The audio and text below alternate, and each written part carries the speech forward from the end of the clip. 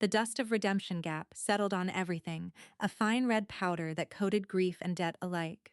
For Bertie, it had been 3 days since they buried her husband, Silas, and the dust was already burying his memory, or what was left of it. Silas had been a man of grand pronouncements and emptied pockets, a charmer who could talk a man out of his last dollar and then forget where he'd put it. Now he was gone, and the men he'd charmed were at her door. Mr. Henderson from the general store was the first. He stood on her porch, a man built like a barrel, twisting his hat in his hands. He smelled of pickles and regret. He spoke of accounts long past due, of credit extended on the promise of a good harvest that never came. Bertie stood behind the screen door, her hands clenched in the folds of her worn calico dress. She had nothing to give him but a quiet apology. He left, his footsteps heavy on the warped boards, leaving behind a silence thick with her shame. The blacksmith came next, his forearms corded with muscle and soot. He didn't bother with apologies. Silas had owed him for 2 horseshoes and a mended plowshare for a field that had never been plowed. He spoke loudly so the neighbors could hear, his voice a hammer striking the anvil of her humiliation. She listened, her face a pale, still mask, and nodded. There was nothing else to do.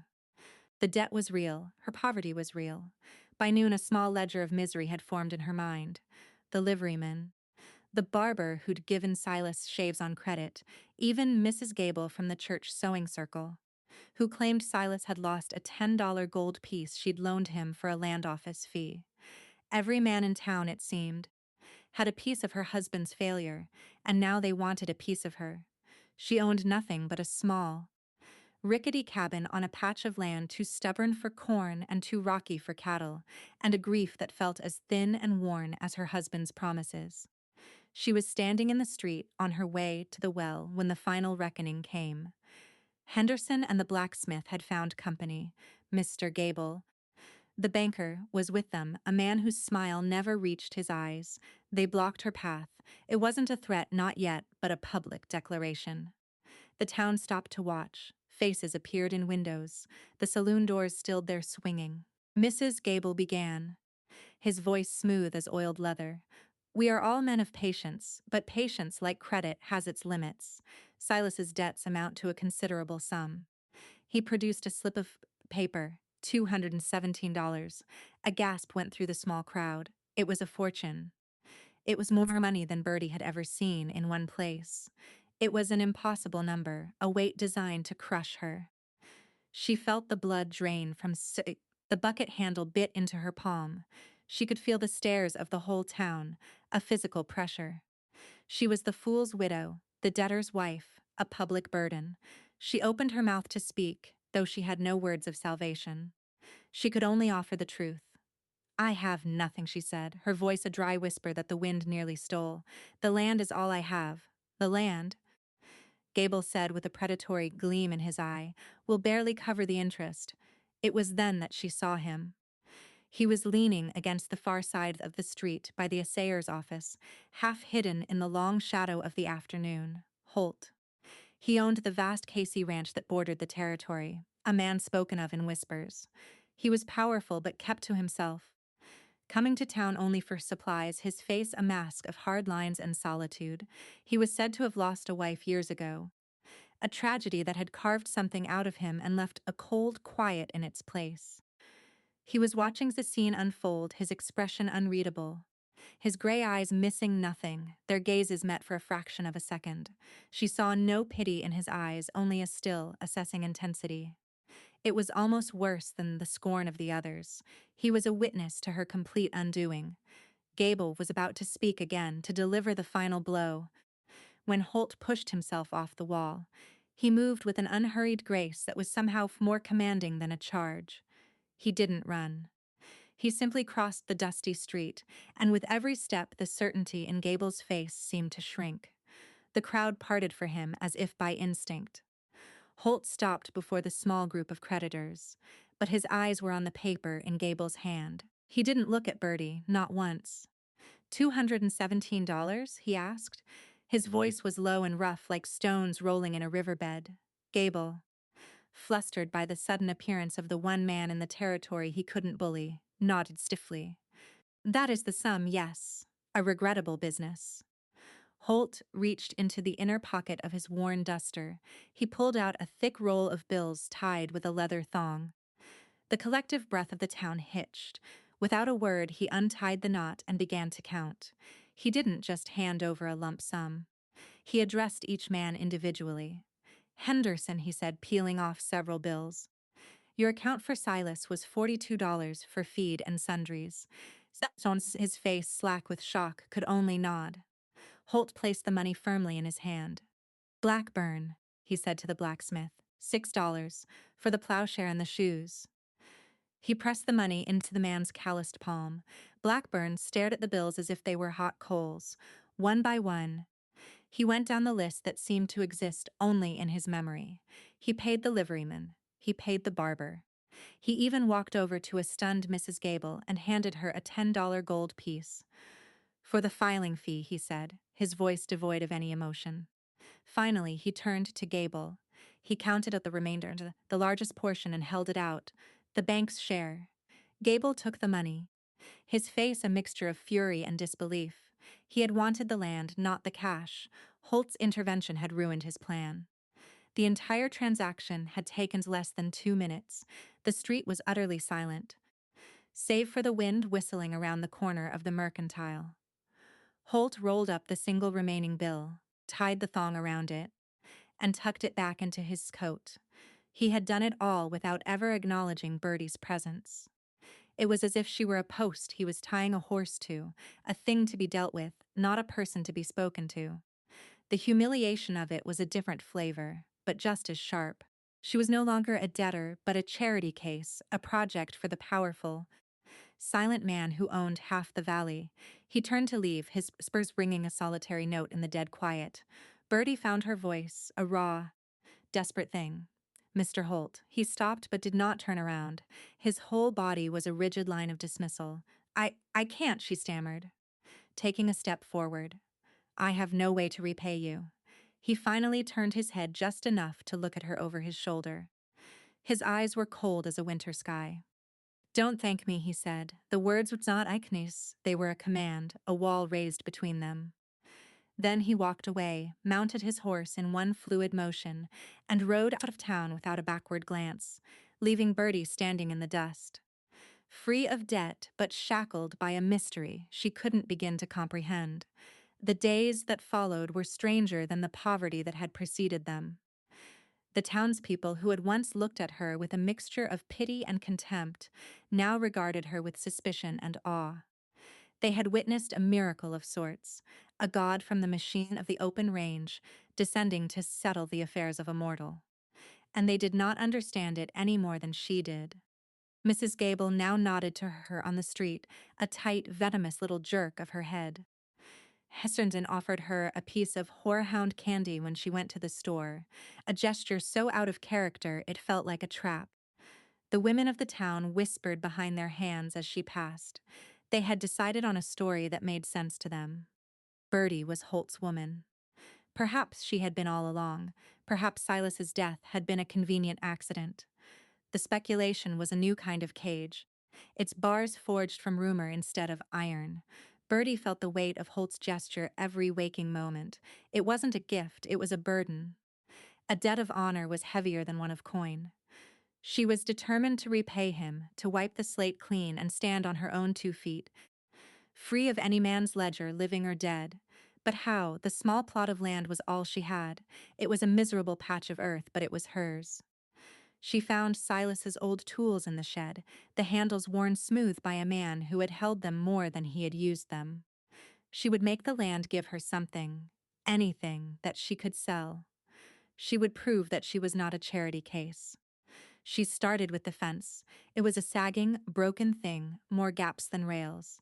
Cattle from the open range wandered through at will, trampling the pathetic garden she was trying to coax from the soil. She spent 3 days from sunup to sundown digging new post holes, her hands blistering and then bleeding. She wrestled old, weathered rails into place, her muscles screaming in protest. It was brutal, exhausting work, but with every post she set, she felt a small piece of her own dignity being restored. One morning, She woke to an aching body and a profound stillness. She went outside, her coffee cup warming her raw hands, and stopped dead. The last section of the fence, the one she had given up on the night before, exhausted and defeated, was finished. The posts were set deep and true, the rails level and secure. The work was clean, professional, and silent. There were no tracks, no sign of who had been there, but she knew. It was his handiwork, as quiet and unyielding as the man himself. He was watching her. The thought sent a shiver down her spine that had nothing to do with the morning chill. It was not a kindness. It was a correction. A statement that her efforts were amateurish. It felt like another line drawn on his invisible ledger. Her garden began to take root. She fought the stubborn soil, hauling water from the well, until her back felt it might snap. She planted squash and beans and corn, whispering to the tiny shoots as if they were children. It was a small, desperate patch of green in a world of brown dust, and she guarded it fiercely. As autumn began to hint at its arrival, a new fear took hold: winter. Her woodshed was nearly empty. The nights were already growing colder, the wind carrying a new bite. She spent her days gathering what firewood she could from the sparse woods behind her cabin, but her pile grew with agonizing slowness. It was not nearly enough to last through a hard winter.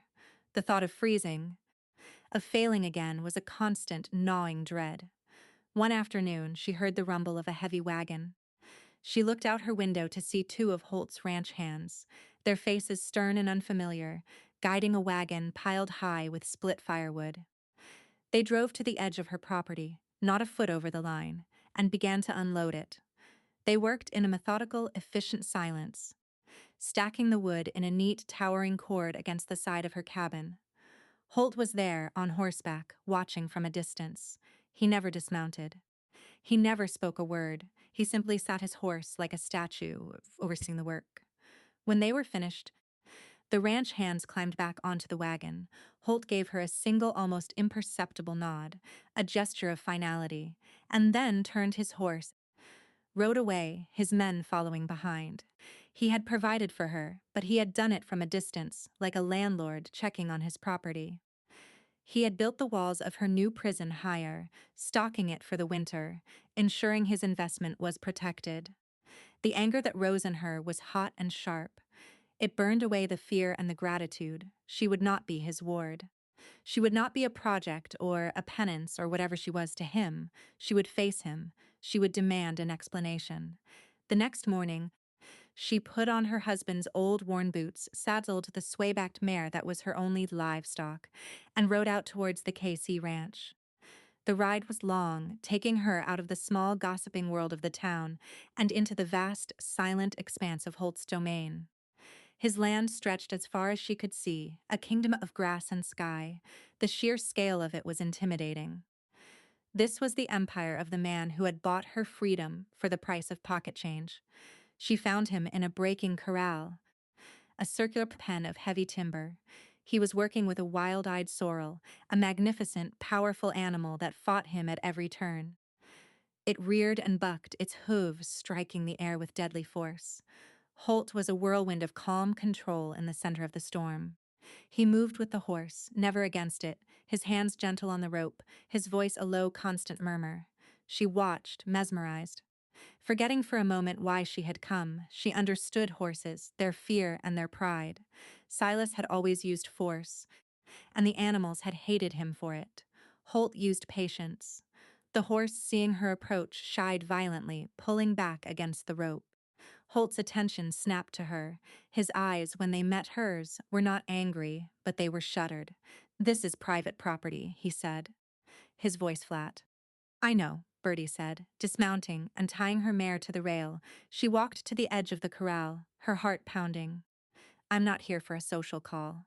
He turned his attention back to the horse, trying to dismiss her.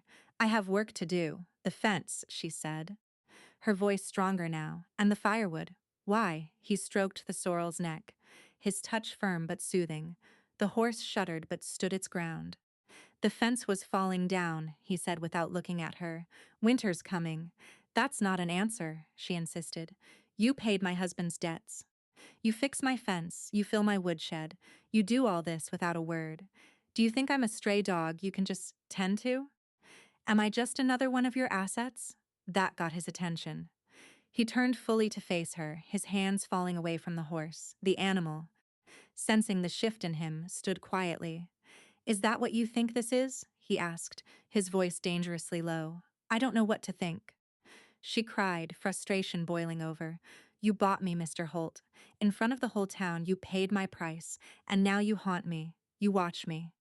You provide for me. What do you want in return? You have to want something. Everyone wants something. He walked slowly towards her, his boots stirring up little puffs of dust.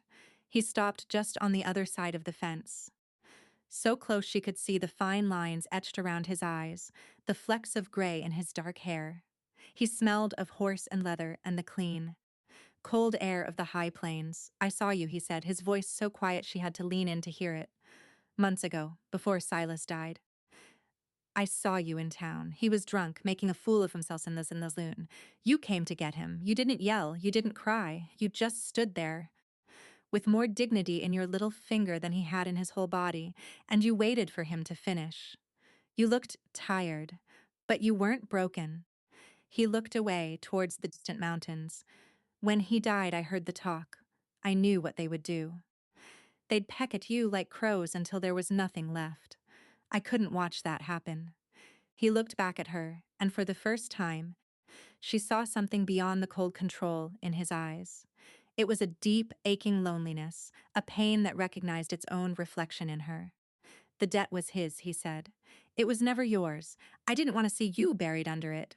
She stared at him, speechless. This wasn't about charity. It wasn't about ownership. It was about respect. A respect he had given her before he even knew her name. The sorrel, forgotten for a moment, snorted and stamped its foot. It tossed its head, and its fear seemed to fill the space between them again. Bertie, acting on an instinct she didn't know she possessed, unlatched the gate and stepped into the corral. What are you doing? Holt said, a note of alarm in his voice. He's not broken yet. Neither am I, she said softly. She didn't approach the horse directly. She walked along the edge of the fence, her movements slow and deliberate. She began to hum a low, tuneless melody her mother used to sing. She didn't look at the horse, didn't challenge it. She just existed in its space, a calm presence, not a threat. The horse watched her, its ears twitching, its breathing began to slow. Holt stood frozen, watching her. He saw her move with a quiet confidence he had never witnessed in anyone. She wasn't breaking the horse. She was inviting it. After a few minutes, she stopped humming and held out her hand, palm down. The sorrel hesitated, then took a tentative step forward. It stretched out its neck and sniffed her fingers, its warm breath ghosting across her skin. How did you do that? Holt asked, his voice filled with a wonder that cracked his stony exterior. My father taught me, she said, stroking the horse's velvety nose. He said you don't break a horse's spirit, you ask it to share yours. She turned to look at him, her hand still resting on the sorrel. They stood there in the dusty corral, the wild horse a bridge between them, the silence no longer a wall but a shared space. He took a step towards her, and another. He reached out not for the horse but for her, his rough, calloused fingers brushed against hers where they rested on the sorrel's muzzle. The touch was brief, accidental, but it sent a jolt through her that was more powerful than any thunderclap. Neither of them breathed. The world seemed to shrink to that single point of contact, a silent acknowledgement of a connection that ran deeper than debt or gratitude. He pulled his hand back as if burned, the mask of control slamming back into place, but it was too late.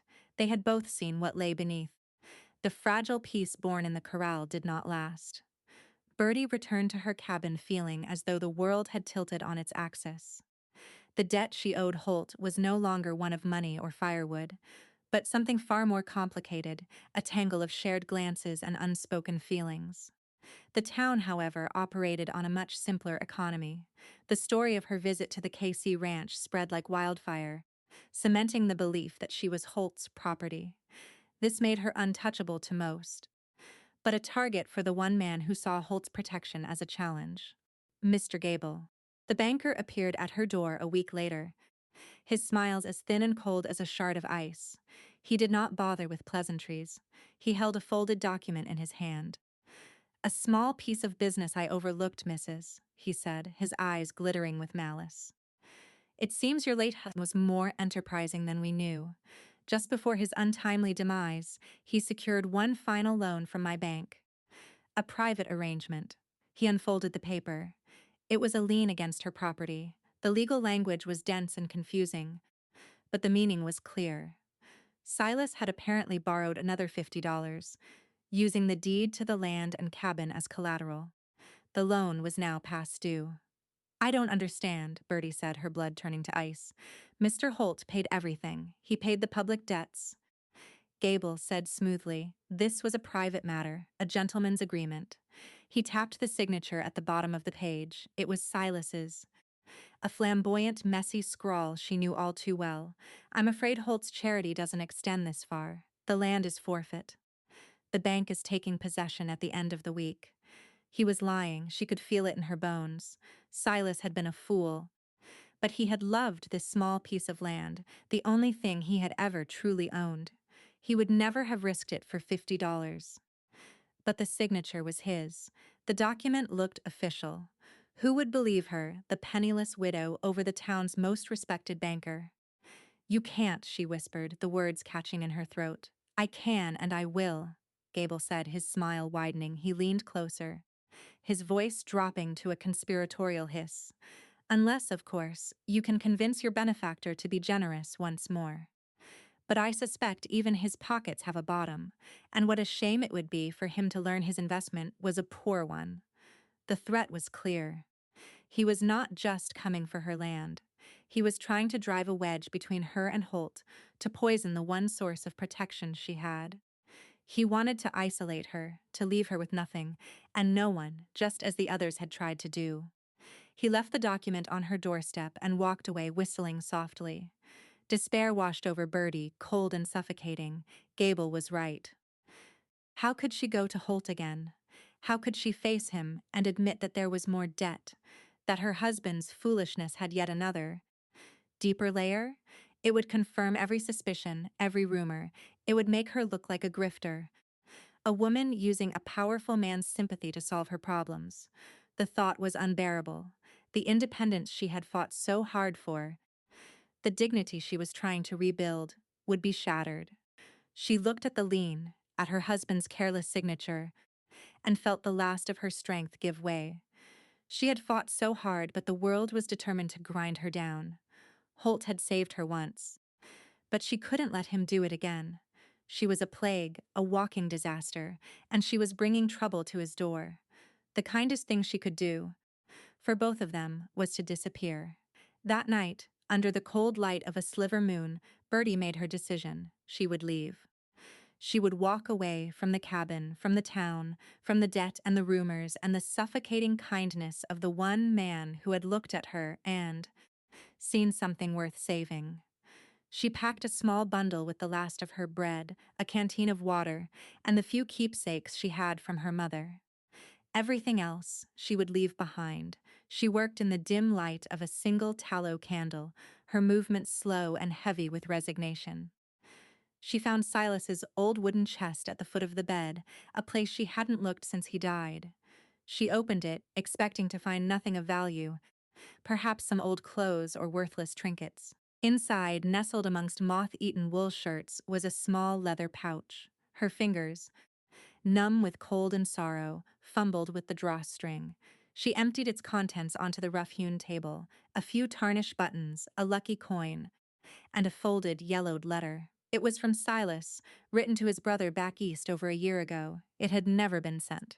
She almost cast it aside, but something made her unfold it. The letter was full of Silas's usual bluster and boasts. He wrote of striking it rich, of buying up land, of becoming a man of importance. It was all lies, of course, pathetic and sad. But then one paragraph snagged her attention. "Had that fool Gable at the bank eating out of my hand," Silas had written. "He tried to swindle me on the deed, waving some official-looking paper in my face. I let him think he was clever. then reminded him the original territorial deed was filed in the capital, carrying the governor's seal. Told him any copy he made here, in this dusty town, wasn't worth the paper it was printed on without the territorial stamp to match. He backed down right quick. The man's a snake, but a cowardly one. Bertie read the words again, and then a third time. The candlelight flickered, casting long shadows across the page, but the words burned with a sudden, brilliant clarity. The original deed, filed in the capital.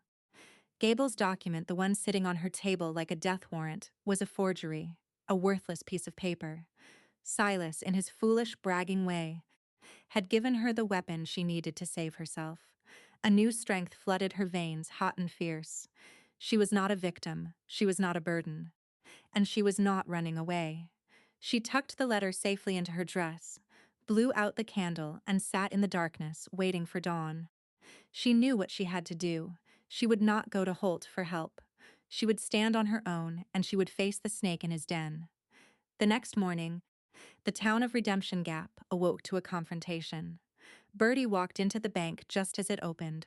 Gable was behind the counter, counting coins, a look of smug satisfaction on his face. He saw her and his smile returned.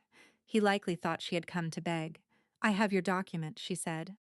Her voice clear and steady, she placed the forged lien on the polished wood of the counter. "Ah, yes," Gable said, leaning forward. "Have you come to a decision?" "The bank is prepared to be reasonable." "I have," Bertie said. "I've decided that you are a common thief and a forger." Gable's face darkened. "You'd best watch your mouth, woman. Slander is a serious accusation."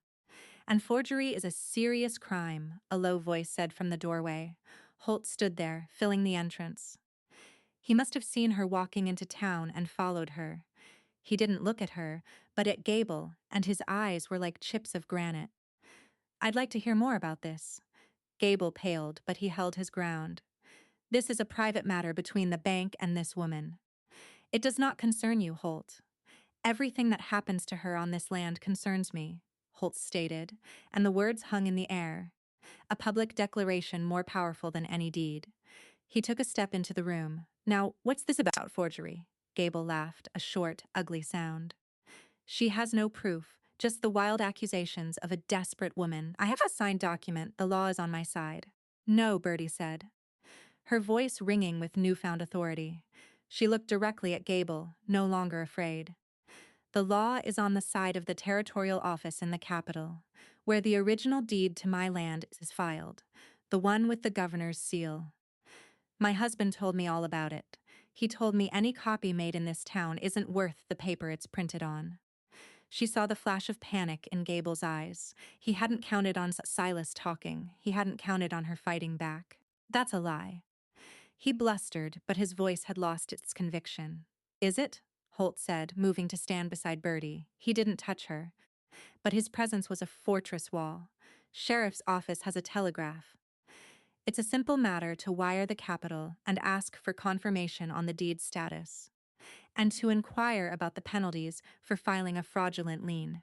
The color drained completely from Gable's face. The few customers in the bank were now staring, whispering amongst themselves. The banker's carefully constructed reputation was crumbling before their eyes. He looked from Holt's unyielding face to Bertie's determined one and knew he was beaten. He snatched the forged document from the counter, his hands trembling with rage. "This is a misunderstanding," he muttered, tearing the paper into shreds and throwing it to the floor. "A clerical error." "I don't think so," Holt said softly. "I think it's theft. And I think the people of this town deserve to know who they're trusting with their money." Bertie had won. She had faced the villain and, with the truth as her only weapon, she had defeated him. She had saved her own home. But as she looked at Stanzing's Holt's Benters, a silent, powerful ally, she realized the victory was not hers alone. He hadn't swooped in to rescue a damsel. He had come to stand with a partner. He had trusted her to fight her own battle, and had been there to make sure the fight was a fair one. He had saved her from debt, yes, but she had just saved him from a world where he had to stand alone. She had shown him that letting someone in was not a weakness, but a strength. The rescue, she finally understood, was mutual. In the weeks that followed, a quiet change settled over Redemption Gap. The story of Gable's attempted swindle and public humiliation spread through the valley. People withdrew their money from his bank, and his power, built on a foundation of intimidation and deceit, collapsed. He left town on a midnight stagecoach, a disgraced man. The townspeople looked at Bertie differently now. The whispers of suspicion were replaced by murmurs of respect. She was no longer the debtor's widow or the rich man's charity case. She was the woman who had faced down the banker and won. She belonged not by their permission, but by her own strength. Her small farm began to thrive. The squash and beans grew fat on the vine, and the corn stood tall and green. The work was still hard, her hands still calloused, but now it was a labor of pride, not desperation. She was building a life for herself, one post, one seed, one day at a time. Holt stayed away. He gave her space, the quiet respect of a man who understood that she needed to find her own footing on the land she had fought for. But she felt his presence nonetheless, a watchful stillness on the horizon. She knew he was waiting. One evening, as the sun was setting, painting the sky in strokes of orange and purple, she saw him riding towards her cabin.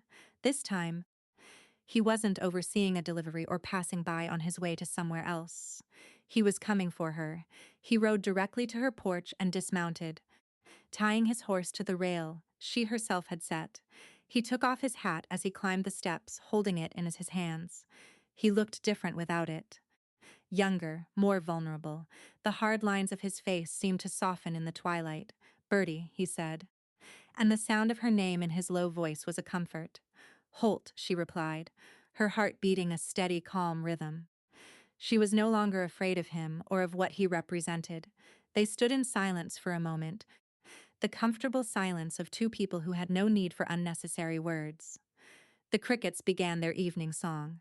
"I never properly explained," he said finally, looking out at the small, orderly rows of her garden, "why I paid the debts." "You don't have to," she said. "Yes, I do," he insisted, turning to face her. His gaze was direct and honest. "My wife, before she passed, she was a gentle soul. The world was too harsh for her. When she was gone, I closed myself off.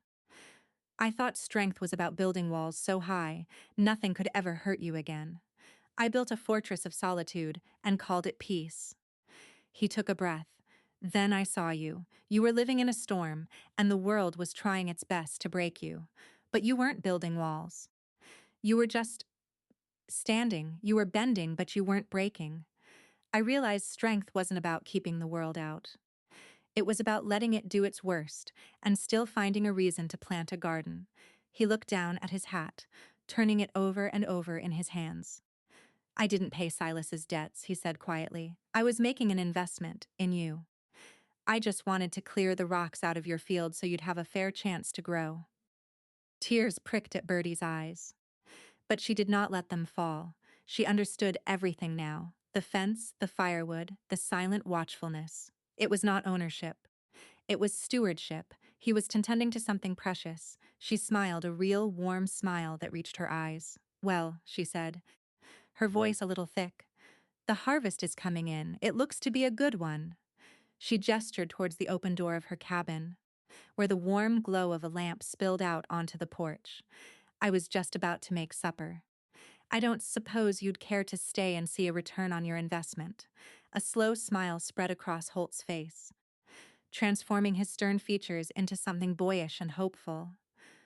"Ma'am," he said, his voice full of a warmth she had never heard before. "I'd like that very much." He stepped across the threshold into the small, warm circle of her home, and for the first time in a very long time, neither of them was alone.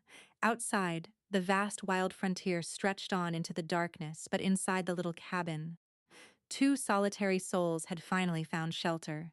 They had found home. The story of a love like theirs reminds us that the deepest debts are not of money, but of the heart, and the truest strength is found not in standing alone, but in standing together. If their journey from hardship to home touched you, please show your support by liking this video, subscribing to our channel, and ringing the bell so you never miss a new story. We have to ask, what would you have done if you were in Bertie's shoes that day in the bank? Let us know your thoughts in the comments below. Thank you for listening.